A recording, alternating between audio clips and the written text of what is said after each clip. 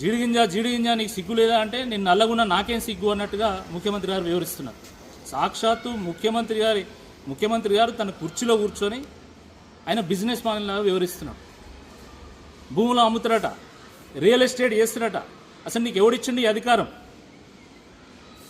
ఇది చాలదన్నట్టు మళ్ళీ రోజుకో సర్క్యులర్ తీసుకొచ్చి ఓయూలో ఎవడు ఆందోళన చేయొద్దు, ఎవరు మీటింగ్ పెట్టొద్దు, ఏ సదస్సు పెట్టాలన్నా నాకు చూపెట్టాలి పోస్టరు, నేను అప్రూవల్ చేసినాక మీకు సదస్సు పెట్టుకోవాలి, సదస్సుకి ఎవరిని పిలవాలని నేనే చెప్తా, ప్రెస్ నోట్లో ఏం రాయాలని నేనే చెప్తా, నేనే ప్రెస్ నోట్ విడుదల చేస్తా.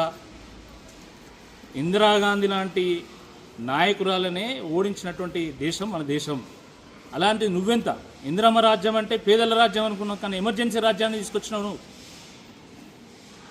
ఏకంగా హెచ్సి భూములను లాక్కుంటున్నావు, వన్యప్రాణులను హింసించేటువంటి ప్రయత్నం చేస్తున్నావు. ఈ దేశంలో వన్యప్రాణుల సంరక్షణ చట్టం లేదా? ఈయన మీద ఏం పెట్టరా? అసలు ఏ కేసు పెట్టరా? స్వయంగా రాజ్యాంగం మీద ప్రమాణం చేసి జాతీయ సమైక్యతను సమగ్రతను కాపాడుతా అని ప్రమాణం చేసినటువంటి ఈయన ఇప్పుడు ఏకంగా జాతీయ పక్షిని ఈరోజు హత్య చేసే కుట్ర చేస్తున్నాడు. అది అత్యంత పాశవిక చర్య, అత్యంత కర్కశమైనటువంటి చర్య. ఇది కేవలం కాంగ్రెస్ పార్టీ వాళ్ళకే సాధ్యం.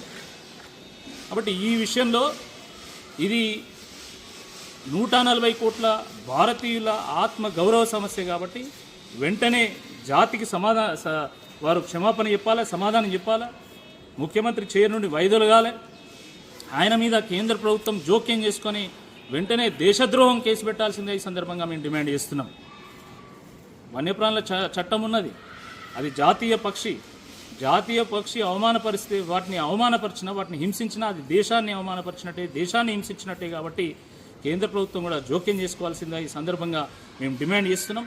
మరి మేధావులు, తెలంగాణ సమాజంలో ఉన్నటువంటి బుద్ధిజీవులందరూ కూడా దీని మీద వెంటనే స్పందించాల్సిందే, దీన్ని ఖండించాల్సిందే ఈ సందర్భంగా మేము వారిని